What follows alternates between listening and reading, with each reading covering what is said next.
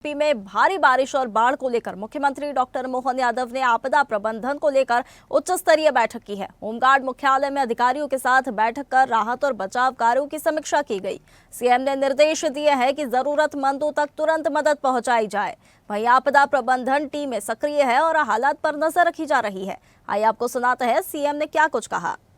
बीते 24 घंटे के अंदर भारी वर्षा जो हुई है उसमें लगभग प्रदेश के छिंदवाड़ा, जबलपुर, नरसिंहपुर, सागर, आगर मालवा, अलीराजपुर, बड़वानी, बैतूल, भोपाल, धार, गुना, हरदा, खंडवा, खरगोन, मुरैना, नर्मदापुरम, नीमच, रायसेन, राजगढ़, सीहोर, श्योपुर और विदिशा में अधिक वर्षा दर्ज की गई है। ऐसे में स्वाभाविक रूप से कुछ अभी असर आएगा, कुछ बाद में असर आएगा जब पानी संकलित होकर नदी और नालों में पहुंचेगा।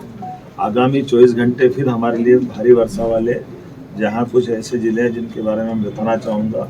अत्यधिक भारी बारिश होने की जो संभावना है, जैसे नर्मदापुरम, हरदा, गुना, शिवपुरी, रायसेन, अलग अलग स्थानों पर भारी वर्षा होगी। इसलिए हमने कुछ जिलों से कहा है कि वो आवश्यक सावधानी रख ले और ऐसे स्थान जो बारिश में कोई गांव या जगह घिरने की संभावना है उनकी भी चिंता पाले। बहुत भारी वर्षा जहाँ होने वाली है वो विदिशा, सीहोर, राजगढ़, बैतूल, भोपाल। आजकल तो डिजिटल ज़माना है, हमको सबको मालूम पड़ जाता है। बड़े पैमाने पर वो जिले जिनमें कल भी गिरा था, आज भी कुछ जगह पानी गिरने वाला है। लेकिन पांडुरना और ऐसे श्योपुर, कला नए जिले भी जुड़ रहे हैं और भारी वर्षा वाले भी एक तरह से पूरे प्रदेश के अंदर ही बारिश की संभावना बनी हुई है। ऐसे में आप सबसे अपील करता हूँ कि जिनको बहुत ज़रूरी हो वही घर से निकले। अपने घर के आसपास में अगर कोई गिराव मकान है तो उसकी सूचना दे। कोई कष्ट में हो तो जिला प्रशासन के माध्यम से संपर्क करे। जिला प्रशासन अपने स्तर पर एक एक सूचना को जिले से लेकर के प्रदेश तक हम लगातार आपस के संपर्क में भी है।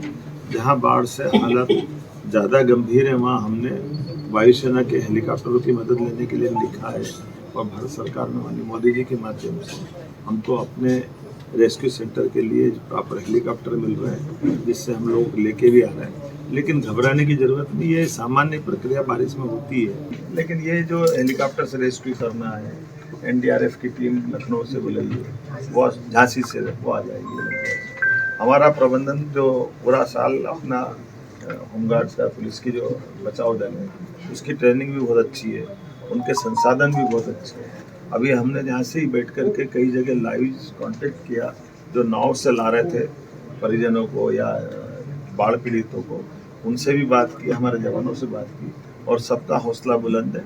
सब इस बातों से दक्ष है, वो कठिन से कठिन परिस्थिति में भी अपना हौसला बनाते हुए अपनी ड्यूटी मुस्तैदी से कर रहे हैं। मेरी अपनी ओर सबको बधाई।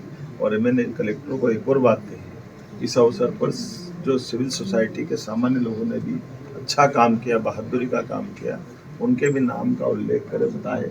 नदियों का तो मायका है मध्य प्रदेश और जितनी नदियां हमारे यहाँ है हर जगह, तो स्वाभाविक रूप से बारिश का, नदियों का इस तरह से हमारे लिए स्वाभाविक है। लेकिन चुनौती भी है वर्षा काल में, जब ज़्यादा बारिश में बाढ़ अपना विकरालता लेती है, तो निश्चित रूप से हम अपनी सावधानी के साथ इस मौसम से भी अपने लोगों को बचाएंगे भी सही। और ये मौसम से निपटने की हमारी तैयारी अच्छी है, निश्चित रूप से अच्छे से निपट। सर, स्कूलों की छुट्टियां बढ़ाई जाएंगी?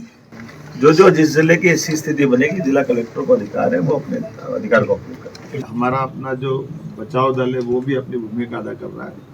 मैं बाबा महाकाल से कामना करता हूँ कि वो हमारा मौसम सामान्य करे और हम सब मिल करके ऐसी आपदा से जैसे अभी तक निपटते आए हम दमदारी से निपटेंगे। और इस अवसर पर ये भी कहना चाहूँगा कि किसानों की फसल का अगर नुकसान हुआ, किसी का मकान अगर गिरा है, किसी के अपने परिजन की कोई दुखद मृत्यु हुई है, तो सभी प्रकार के लोगों को मुआवजा देते हुए या उनकी सहायता करते हुए फसल के लिए भी हमने राहत राशि के साथ सर्वे का भी कलेक्टरों को निर्देश दिया है। जैसे बारिश थमती जाएगी, अत्यधिक वर्षा से किसी को नुकसान हुआ, सरकार प्रत्येक व्यक्ति के साथ खड़ी है। निश्चित रूप से हम सब मिलकर के इस आपदा से बाहर आएंगे। मेरी अपनी ओर से एक बार फिर आप सब सावधान रहे, इसी अपील को करते हुए मेरी बात समाप्त करता हूँ। ताज़ा खबरों के लिए लाइक, फॉलो और यूट्यूब पर सब्सक्राइब कर बेल आइकन दबाएं। साथ ही हर अपडेट के लिए विजिट करें swedeshlive.com।